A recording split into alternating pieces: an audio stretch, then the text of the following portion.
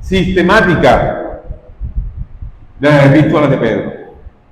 Estamos aún en la primera epístola. Hoy, con la ayuda del Señor, estudiaremos la porción que se encuentra en el capítulo 2, desde los versículos 18 al 20. Primera de Pedro 2, 18 al 20. Leo para ustedes la santa palabra del Señor. Primera de Pedro 2, del 18 al 20. Criados, estad sujetos con todo respeto a vuestros amos, no solamente a los buenos y afables, sino también a los difíciles de soportar, porque esto merece aprobación. Si alguno, a causa de la conciencia delante de Dios, sufre molestias padeciendo injustamente, pues, ¿qué gloria es si pecando sois abofeteados y lo soportáis? Mas si haciendo lo bueno sufrís y lo soportáis, esto ciertamente es aprobado delante de Dios. Sea bendita su palabra. Sea nuestro buen Dios hablándonos y guiándonos con su Santo Espíritu, y que ella cumpla el propósito para el cual es enviada en esta mañana para su iglesia local. Ayúdanos, Señor. Ayúdanos, porque si tú no estás en medio de nosotros, nada podemos hacer, Señor. Ten misericordia de cada uno de nosotros y de este siervo inútil, Señor. Te lo ruego por los méritos de nuestro amado Señor Jesucristo. Amén. Bueno, amada iglesia, vemos ahora cómo el apóstol Pedro nos guía sabiamente de lo general a lo particular. ¿Y por qué les digo esto? En el sermón pasado, él nos exhortaba a que nos sometiéramos a toda autoridad, pues entendemos que toda autoridad es impuesta por Dios, como lo estuvimos viendo en el sermón pasado, y que esta autoridad es impuesta para preservar el orden en la sociedad que es cada día más decadente. Una sociedad que a lo bueno le llama malo y a lo malo le llama bueno. Entonces vemos la manifestación de su gracia común aún en estas autoridades de orden estamental que él permite. El apóstol Pedro nos instruyó a fin de que entendamos que no existe evento alguno que esté fuera del poder soberano de Dios. Y colocar y quitar reyes es uno de ellos. El día de hoy, con la ayuda y la guía de su Santo Espíritu, vamos a tener que, como creyentes, debemos tener la actitud correcta frente a quienes tenemos enfrente de nosotros en nuestro día a día. Ahora no nos estamos refiriendo a que debemos respetar a nuestros mandatarios, los gobernadores, todos los funcionarios públicos que el Señor ha permitido. Ahora en el sermón de hoy, el Señor nos va a instruir mediante el apóstol Pedro para saber cómo nosotros debemos tratar con aquellos que en este momento son jefes directos de nosotros. Entonces, en este sentido, el título puesto al sermón de hoy es Viviendo como conviene a los santos. Viviendo como conviene a los santos. Y tendremos las siguientes consideraciones. Primera consideración, sujetaos con respeto. Segunda, lo que Dios aprueba. Y tercero, la gloria del creyente. Miremos nuestro primer punto inmediatamente, amada iglesia. Sujetaos con respeto. Dice el versículo 18, criados, estad sujetos con todo respeto a vuestros amos. No solamente a los buenos y afables, sino también a los difíciles de soportar. Miren qué clara es la palabra del Señor. El creyente que está en la sociedad está también presente dentro de ella. Y esto es lógico. ¿Y cómo? En el mundo laboral. Debemos decir que en esta porción del texto, Pedro se está dirigiendo a un grupo concreto de creyentes. Y viene de la raíz griega oiketek, que podría traducirse en este caso como el servicio doméstico, dentro de la congregación donde Pedro estaba enseñando. También habían personas libres que trabajaban en esa actividad, como lo es hoy día. Podría tratarse de personas contratadas especialmente para servir a una casa, incluso en alguna industria, o también podrían ser esclavos domésticos los que estaban realizando estas funciones en los hogares. Los estoy poniendo en contexto para que sepan por qué el apóstol Pedro nos da esta instrucción. Ahora, es preciso hacer la siguiente claridad entre y ante las objeciones de personas que tildan el lenguaje de la Biblia como si este lenguaje fuese partidario del esclavismo. Y debo decir lo siguiente: aunque en la Biblia se manejen, siendo fiel a las traducciones originales, la palabra amo, esclavo, la Biblia no fue la que gestó la esclavitud en el mundo, fue el hombre a causa de su pecado. Pero la Biblia hace referencia históricamente a lo que pasó. Fue el imperio grecorromano quienes tomaban como esclavos a aquellos que eran parte del botín de las batallas ganadas en tiempos de expansión territorial. Es decir, fue el imperio grecorromano quien inventó el esclavismo. Y no se trata que este esclavismo sea de personas de piel oscura.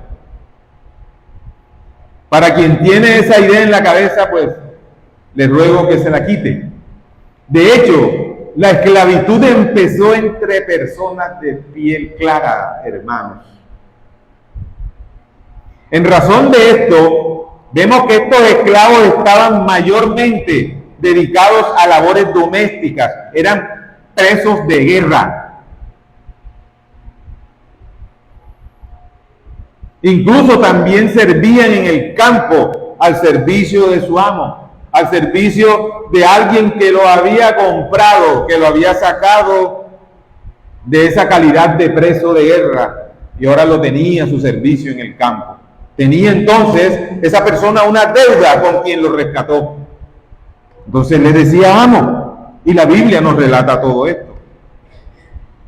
El evangelio en ese entonces estaba siendo predicado en todo tiempo, y muchos de esos amos y esclavos ahora formaban parte de la iglesia.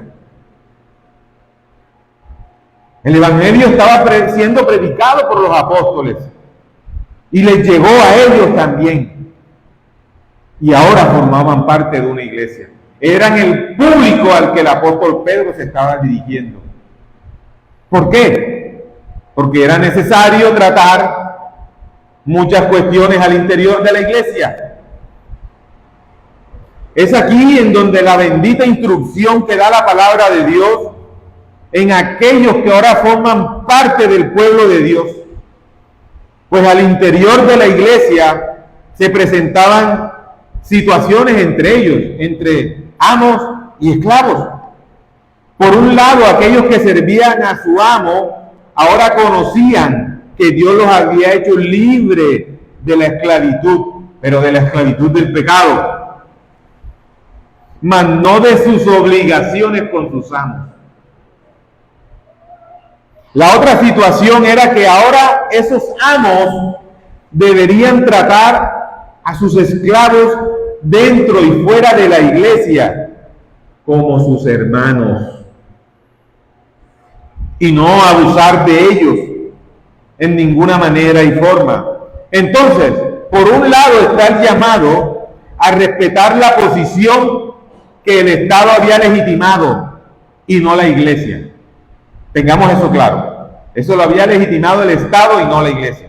Y por otro lado está enseñar a los amos de aquellos esclavos que estos gozaban de los mismos derechos delante del Rey, pero del verdadero Rey de gloria, que es nuestro Señor Jesucristo. Esto sin duda debería traer a la iglesia de aquellos tiempos paz entre los regenerados por la predicación del Evangelio y para la honra de Dios. Miren, fue tan impactante el Evangelio que muchos amos liberaban a sus hermanos de sus obligaciones. Y muchos esclavos no querían ser liberados porque el trato de esos amos era un trato hermoso, era un trato que no desconocía sus calidades, a diferencia de lo que hacía el imperio grecorromano. Es como nosotros, amada iglesia. Yo no quiero que a mí me libren de mi amo que se llama Jesucristo. Soy feliz siendo su esclavo, porque sé que con Él soy más que vencedor. Y que la esclavitud, entre comillas, que tenemos cada uno de nosotros, la asumimos amorosamente porque sabemos que todo es para bien. Ojalá y todos fuéramos esclavos de Cristo y supiéramos lo que realmente significa ser esclavos de Cristo. No es un término peyorativo ni humillativo, más bien es un honor. Esa misma paz que el apóstol Pedro quería llevar a esas iglesias locales es la misma paz que nosotros debemos tener entre nosotros hoy día, iglesia. Así que la iglesia apostólica y contemporánea nunca apoyó la esclavitud, ni fue quien la gestó, sino el imperio greco-romano. Sí, porque hoy como navegamos en una generación de cristal y lastimosamente también tenemos parte de esa generación de cristal en las iglesias, que si escuchan un término como esclavos, amos, dirán, no, ese lenguaje que tiene la escritura, eso es un lenguaje inapropiado, me están vulnerando mis derechos. Pues quiero decirles que no. Sepan que fue el mundo quien empezó con este tema de la esclavitud del hombre para con el hombre. Pero fue Cristo quien nos libertó de la peor esclavitud que podría tener cualquier ser, que era la esclavitud del pecado, porque ahora ya nosotros no somos esclavos del pecado. De esa fue que nos libertó Cristo. Ahora, siguiendo la línea de pensamiento a la que el apóstol Pedro quiere llevarnos, debo decir que los esclavos constituían una mayoría en las iglesias, en las áreas a donde se dirigía esta epístola. Fuese como fuese la condición social, esclavos o libres, el hecho es que tenían siempre cerca de ellos la presencia de sus amos. Es decir, en la iglesia estaban los amos y estaban los esclavos, los que les servían. El contexto conduce a considerar en la actualidad las relaciones laborales entre productores y directores de empresas, o entre quienes tienen un negocio y sus empleados también se congregan. El llamado nos lleva y nos llama a la equidad justa, no nos está llamando a otra cosa. A los esclavos o siervos se les demanda someterse con todo respeto, literalmente con todo temor a los amos, a su jefe. Es notable apreciar que tanto en los escritos de Pedro como en los del apóstol Pablo nunca se habla de cambiar el ordenamiento social y mucho menos de conducir a alguna acción que pudiera derivar o alcanzar nuevos derechos sociales. Así que aquellos atrevidos que también dicen que Jesucristo fue el primer revolucionario izquierdista, están totalmente equivocados. Porque él creía en la propiedad privada. Él defendía las posesiones de cada quien. El que no trabaja, que no come. El que no trabaje, que no coma, hermano. Pero hoy no, hoy en nuestra sociedad vemos una cantidad de zánganos que quieren vivir de los subsidios y que quieren vivir de los impuestos del que trabaja y paga. Esa es la verdad y hay que decirla. Un siervo puede estar sujeto a su amo, pero también puede ser irrespetuoso con su amo. Como un trabajador aparentemente puede estar sujeto a las órdenes de su jefe en la empresa, pero a la vez puede ser irrespetuoso con él. Tal forma contradice el testimonio cristiano. La causa del respeto demandado para los siervos cristianos es que estos no pertenecen al dueño terrenal. ¿Por qué creen ustedes que las Escrituras nos dicen que hacer todas las cosas como si fuesen para Dios? Nosotros no pertenecemos. Cuando nosotros miramos a nuestro jefe, debemos entender que lo que nosotros hagamos lo estamos haciendo para Dios, no para Él. Y en ese camino de honrar a Dios, también lo honras a Él. Pero tu objetivo, mi objetivo, es siempre honrar al Señor. Por eso debemos ser respetuosos con aquellos que nos ofrecen, nos dan trabajo. Así recuerda el apóstol Pablo a los siervos. Les dice: siervos, obedeced a vuestros amos terrenales. ¿Cómo? Con temor y temblor. ¿De qué otra manera? Con sencillez de vuestro corazón, como a Cristo, no sirviendo al ojo, como a los que quieren agradar a los hombres, sino como siervos de Cristo, de corazón, haciendo la voluntad de Dios. Más claro no puede estar el texto, amada iglesia. Eso está en Efesios 6, versículos 5 y 6.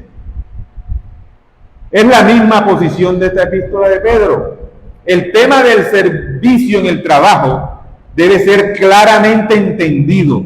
No se trata de una relación entre hombres, sino de la relación entre creyentes y Dios. ¿Por qué? Porque tú y yo entendemos que toda autoridad ha sido puesta ¿por quién? Por Dios. Si alguien hoy tiene una posición de autoridad sobre ti, es porque Dios la ha permitido.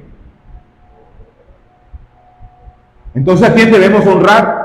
¿Al que tiene la autoridad o al que la permite? A los dos, pero primero a quien la permite.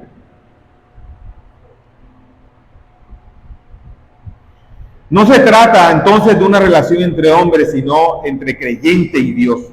Sobre esta premisa, iglesia, el creyente en el mundo laboral debe actuar con temor, o si se prefiere, con temor reverente. ¿Por qué? Porque está sirviendo a Cristo. Y es que esta es también otra manera de que a nosotros los creyentes nos llamen malhechores.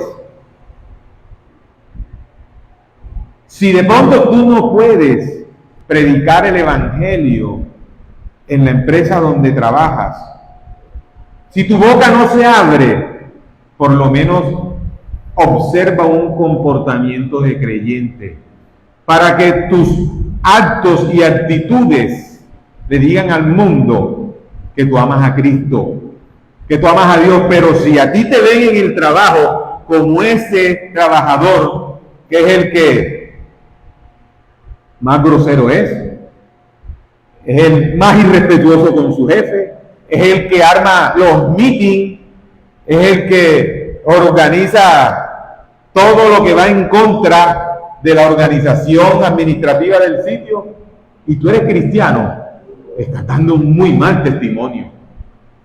Muy mal testimonio. Mateo 5:16, ¿qué nos dice? Dice: así alumbre vuestra luz delante de los hombres, para que vean vuestras buenas obras y glorifiquen a vuestro Padre que está en los cielos. ¿Qué persigue todo esto, iglesia? Pues darle honra a Dios. La conducta en el servicio no es para que el siervo sea alabado. Miren, Somos tan pecadores que el Señor ha tenido que legislar en estas cosas en nosotros. Porque si ahora actuamos bien, entonces dice el siervo, bueno, ahora yo necesito tener un reconocimiento porque estoy haciendo las cosas bien. Pues te digo que no. Tu buen actuar no es para que seas alabado. Cierto que maltrata el ego de muchos. De eso se trata, iglesia. Estamos aquí para morir a nosotros mismos. Para eso estamos aquí. Nosotros no estamos aquí para que nos den consejitos y nos digan, tranquilo, mijito, no importa. Hiciste esto en la empresa, robaste, pero el Señor te perdona. Mentira. Si tú faltas, tienes que pagar. Todo acto tiene una consecuencia. El Señor no puede ser burlado. Entonces, si tú actúas bien, no esperes ser alabado. ¿Cuál es el propósito de tu actuar correcto? Pues que cuando los amos te vean, glorifiquen a Dios. Ese es el objetivo, iglesia. Que glorifiquen a Dios. Que glorifiquen a aquel en quien el siervo cree. Sin embargo, esto no significa que el esclavo que pudiera hacerse libre rehúse a ello. Si puede conseguir su libertad, debía hacerlo.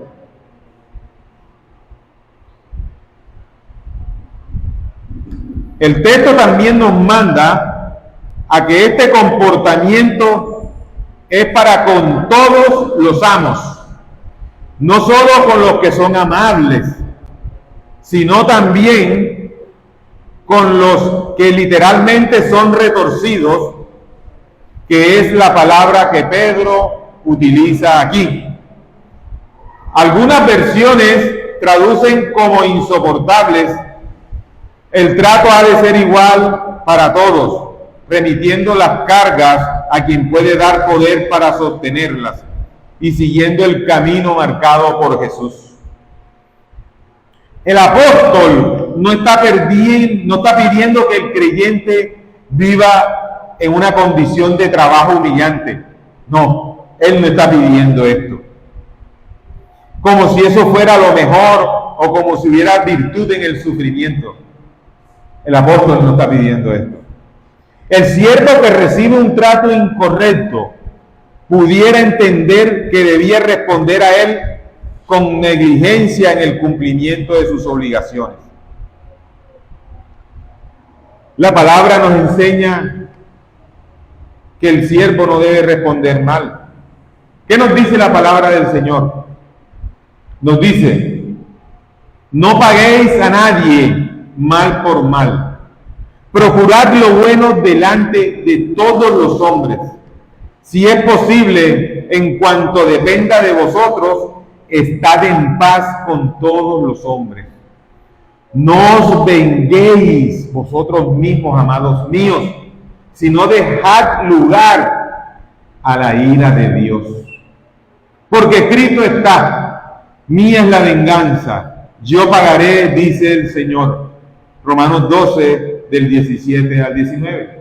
Además de esto, mi hermano, que es el Señor quien paga a quien ofende a los suyos, sabemos que en la ira del hombre no obra la justicia de Dios.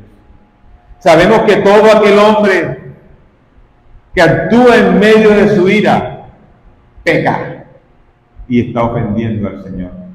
Así que la venganza es del Señor, no es tuya ni mía. Él es nuestra justicia. Generalmente, en el contexto laboral de nuestros días, los trabajadores consideran solo sus derechos y soportan por necesidad sus obligaciones. Ellos consideran nomás sus derechos y soportan las obligaciones por necesidad. Esto deriva en quejas que no se expresan no con palabras, sino ¿cómo? Con bajo rendimiento, con huelga, con enfermedades inexistentes, porque mienten y buscan la incapacidad, la pagan para que le den una incapacidad falsa. Sepan que no le están robando al hombre, sino que están despreciando a Dios. A estos hechos, las empresas o los empleadores responden con cierres patronales. ¿Quién se perjudica a fin de cuentas cuando una empresa es víctima de este trato por parte de sus trabajadores? Los mismos trabajadores, porque cierran la empresa.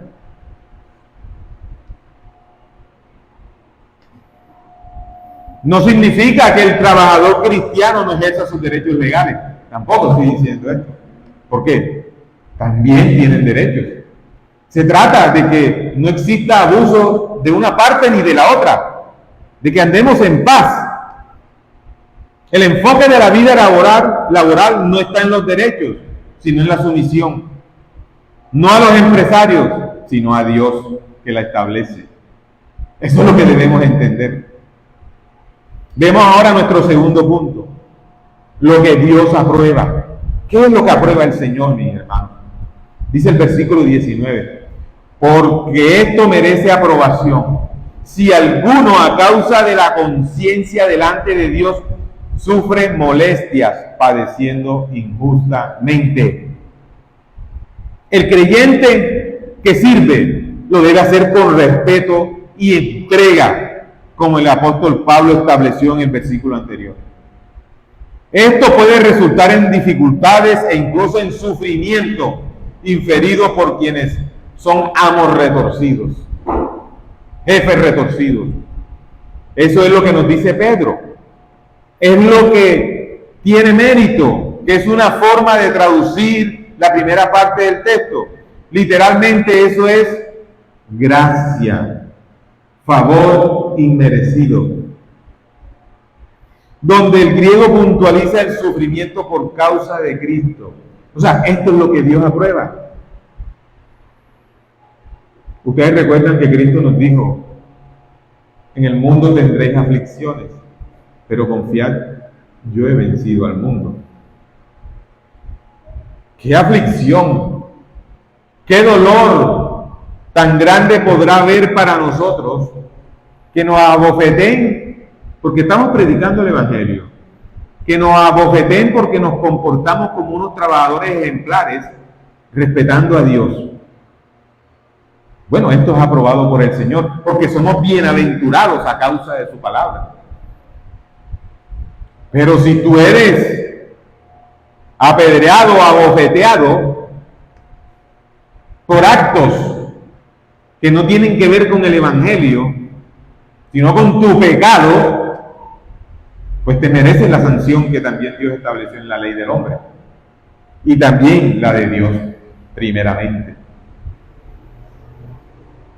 Estas demandas que hoy se están planteando en el texto, como se los dije al principio, sin duda toca el ego de todos nosotros. Estas demandas quieren hacernos más humildes y enseñarnos a no tomar retaliaciones contra quienes son autoridad sobre nosotros.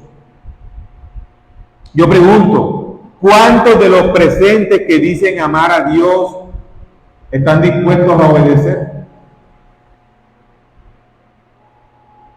¿Cuántos de los que decimos amar a Cristo estamos dispuestos a llevar nuestra liviana carga para obedecerle y honrarle a Él?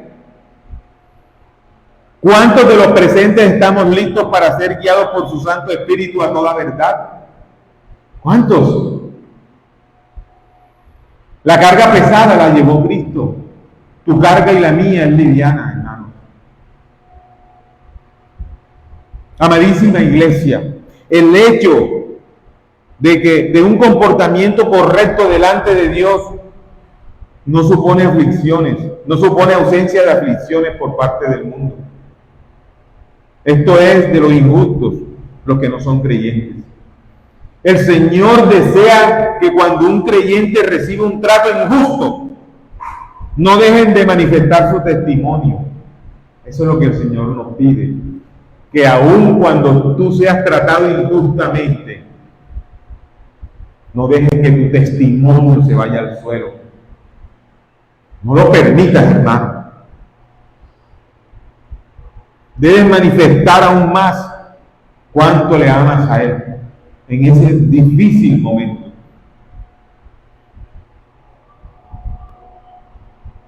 las aflicciones vendrán, pero sabemos que Dios conoce cada situación nuestra. Y sabemos más aún que Dios tomará a su cargo la defensa del ofendido. La venganza es de Él, ¿recuerdan? Ahora, en el contexto histórico de la epístola, se solían ocasionar muchos problemas con los esclavos, pues ellos eran golpeados, privados de comida, alojados en lugares miserables y no tenían ninguna defensa jurídica para evitarlo, porque eran personas que no tenían derechos civiles. A estos se les pide que soporten todas estas circunstancias aflictivas que le ocasionaban los amos, sin disminuir la responsabilidad de obediencia y trabajo a causa de su conciencia delante de Dios. Ellos, legalmente, quienes eran esclavos, tenían sus derechos coartados por la misma ley que imperaba. Y Dios les pedía que soportaran a los creyentes esclavos. Si tú y yo hoy día no soportamos pruebas, de seguro estaremos pecando delante de Dios y de los hombres. El evangelio será ultrajado y llevará vergüenza en vez de la gloria de Cristo. Amados hermanos, la Biblia dice en Santiago 1, 19 y 20: por esto, mis amados hermanos, todo hombre sea pronto para oír, tardo para hablar, tardo para airarse, porque la ira del hombre no obra la justicia de Dios. Y somos todo lo contrario. Normalmente somos lentos para oír, apresurados para hablar, apresurados para airarnos. ¿O no? Normalmente hacemos lo contrario. ¿Cómo esperan que Dios prospere su alma?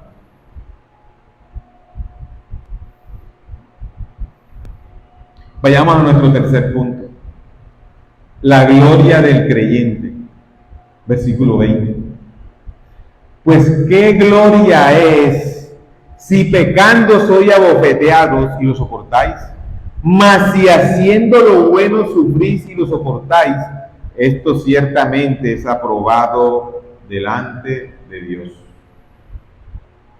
Continúa el apóstol Pedro tratando con nuestro ego, amados hermanos. ¿Cuán necesaria es esta exhortación amorosa para nosotros, amada iglesia? ¿Cuán necesario es para nuestras vidas de piedad el entender que nos conviene absolutamente comprender que nuestra mayor gloria es obedecer su palabra? Porque como les dije, nuestra carga es liviana. Él llevó la carga pesada que tú y yo no podíamos llevar. Jamás hubiésemos soportado sobre nuestra existencia la justicia de Dios Padre manifestada en la justa ira por nuestros pecados. Jamás tú y yo hubiésemos podido soportar esa carga. Ninguno de nosotros podía ir a la cruz a morir por ninguno de nosotros. Solo Cristo, el perfecto Adán, o solo Él, quien cumplió la ley y soportó la ira del Padre en la cruz del Calvario. Cristo ahora es nuestra justicia, iglesia. Dios mira la justicia de su Hijo en nosotros ahora, que somos adoptados, que somos regenerados y caminamos en un proceso de santificación progresiva, porque ya no queremos seguir ofendiendo a Dios, porque el que mentía ayer ya no debe mentir hoy, porque el que robaba ya no debe robar hoy, porque lo que hacías debes dejar de hacerlo. Porque así como Jesús le dijo a aquella mujer adúltera, vete y no peques más, así nos dice Él hoy a nosotros. ¿O qué creen? ¿Que podemos utilizar su gracia para seguir pecando impenitentemente? No, iglesia. Dios es santo y Él no dará por inocente al pecador. Así que los insto a que abandonemos nuestros malos comportamientos delante del Señor. Y recuerden, te puedes esconder donde quieras. Incluso puedes bajar al Seol o subir a donde quieras. Allá te verá el Señor. Su ojo todo lo ve. Es más, puedes manifestar externamente un buen comportamiento, pero Él verá todo lo que pasa por tu mente. No solamente matas a tu prójimo cuando lo haces físicamente. Muchas veces hemos matado con nuestra mente y ya eso es homicidio, hermanos. Entonces corramos apresuradamente a obedecer sus mandatos. Mandatos que deben ser como miel para nuestro paladar. Corramos a entender que es glorioso el ser abofeteados por predicar el Evangelio de Cristo y no por nuestra desobediencia. El apóstol Pedro ahora está presentando un nuevo contraste en este versículo. ¿Cuál es? El primero, que se formula mediante una pregunta reflexiva que exige nuestra respuesta inmediata. En él se presenta el sufrimiento ocasionado por una vida incorrecta, literalmente la consecuencia de pecar. El verbo pecando que está aquí es en participio presente, lo que nos indica una acción continuada. Es decir, el que peca, peca, peca, peca y sigue pecando, y va a la iglesia y sigue pecando.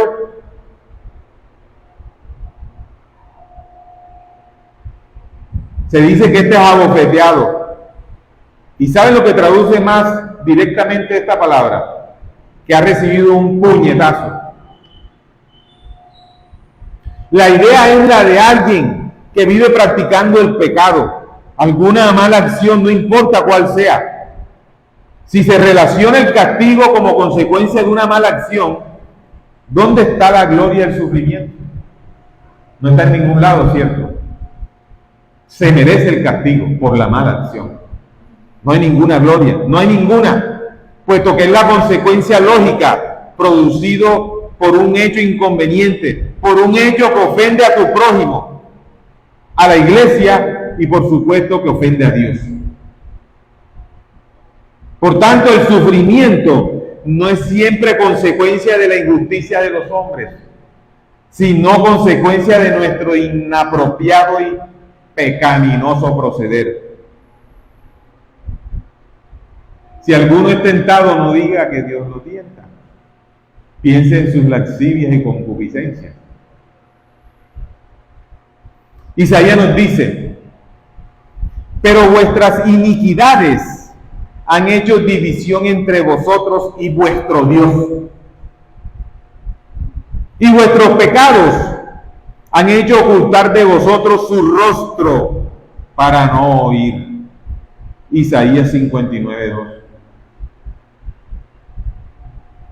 Es nuestra culpa, es nuestra responsabilidad el hecho de que nuestras iniquidades nos separen de Dios, iglesia. Recordemos nuevamente que Él es santo, santo, santo.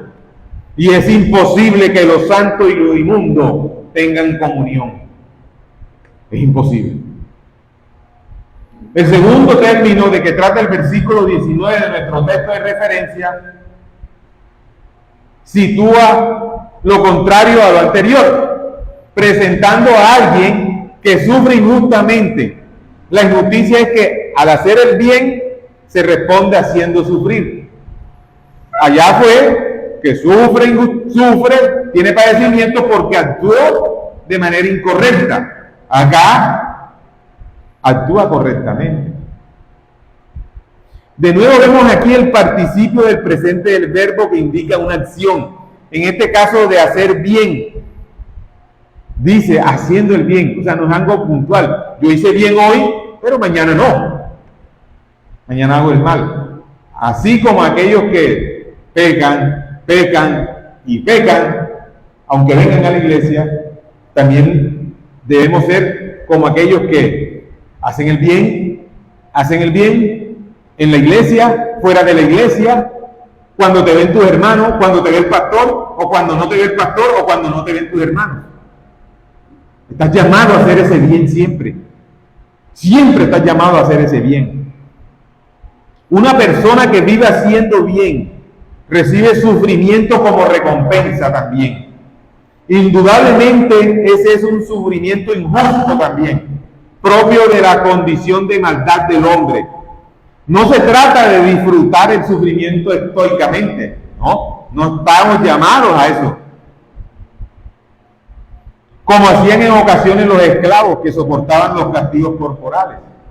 La verdadera gloria delante de Dios no está en el sufrimiento en sí, sino en sufrir padeciendo injustamente. Ahí hay una gran diferencia. Este sufrimiento inmerecido es una forma expresiva de la identificación con Cristo. Pregunto, ¿Cristo se merecía sufrir lo que sufrió? Era el único que no merecía sufrir eso. Quienes se merecían eso éramos nosotros. Cristo no, jamás Cristo se hubiera merecido eso.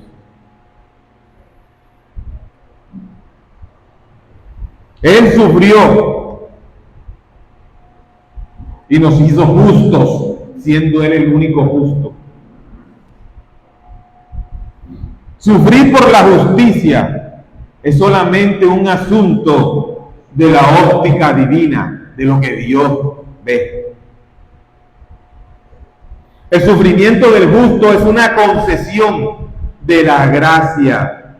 Por eso, mis hermanos, es que si tú siendo justo sufres, debes considerarte bienaventurado, doblemente feliz. Santiago 1:4 dice: mas tenga la paciencia su obra completa, para que seáis perfectos y cabales, sin que os falte cosa alguna. ¿A qué nos llama el Señor en medio de la prueba, de la aflicción? A confiar, a tener paciencia. Recordemos, amada iglesia, que nuestras aflicciones en razón del Evangelio y su obediencia nos hace bienaventurados. Ahora su gracia nos capacita para soportar las aflicciones que Cristo prometió y tendríamos. Iglesia, si tú siendo un creyente que hace el bien, te enfermas, te pasa algo en tu salud, ¿tú crees que Dios tiene la culpa de esto? Pues te diré que no. ¿Sabes una cosa? Todos los padecimientos que tiene la humanidad, todas las debilidades de nuestros cuerpos, todas las enfermedades de nuestros cuerpos, vienen en razón de la herencia que traemos desde Génesis. Cuando el pecado entró en la raza humana, hasta nuestros cuerpos se vieron afectados. Las enfermedades, las pandemias y todo lo que hay en este mundo también es producto del pecado del hombre. Ahora, que un creyente dedicado a Dios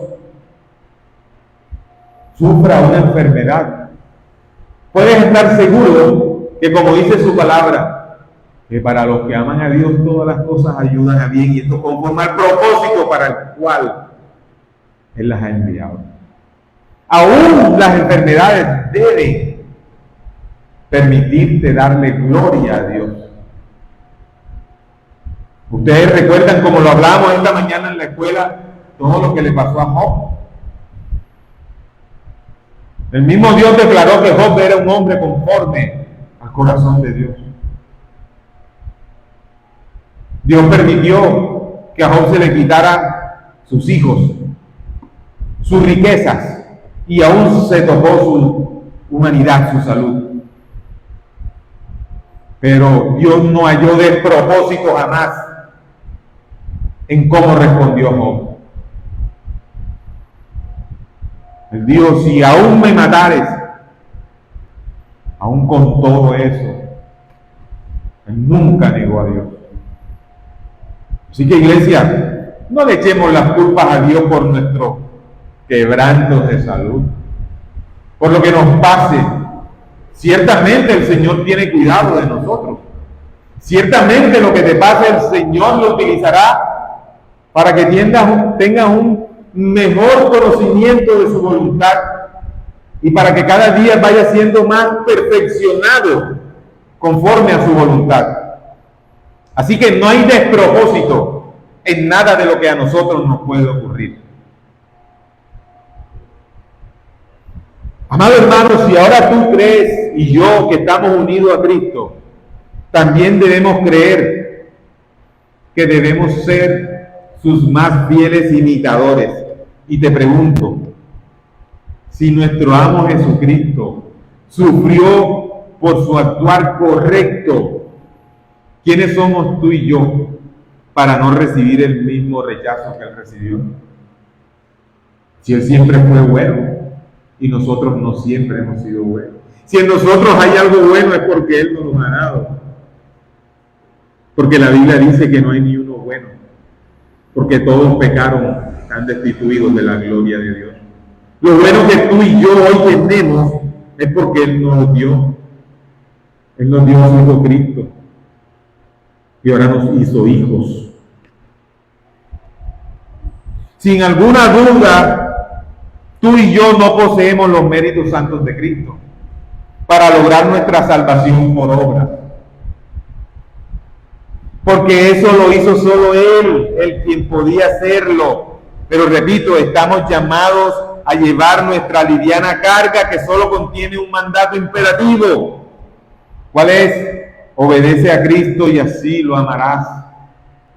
Porque todo aquel que dice que ama a Dios, pero no lo obedece, dice la Biblia que es un mentiroso.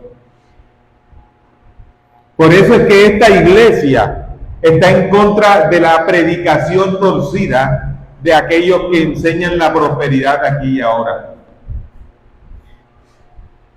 Son unos falsos y mentirosos que engañan a los desprevenidos oyentes para llenar sus arcas de la avaricia. Nuestra mayor prosperidad es que fuimos alcanzados por el Evangelio de Cristo. Y ahora tenemos un lugar eterno en las moradas celestiales, porque todo lo que aquí hay, aquí se quedará y se dañará, se oxidará y se destruirá, pero nuestro eterno gozo será disfrutar de la presencia eterna de Cristo, nuestro Rey Todopoderoso.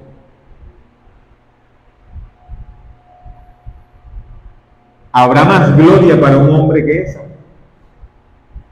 No la hay, iglesia. No la hay. Así que, amada iglesia, nos conviene, más que vivir como santos redimidos, como apartados por su sola gracia, para anunciar las virtudes de aquel que nos llamó de las tinieblas a su luz admirable. Nos conviene obedecer, iglesia. El Señor nos ayude. Oremos. Señor, te damos gracias por tu bendita palabra. Te damos gracias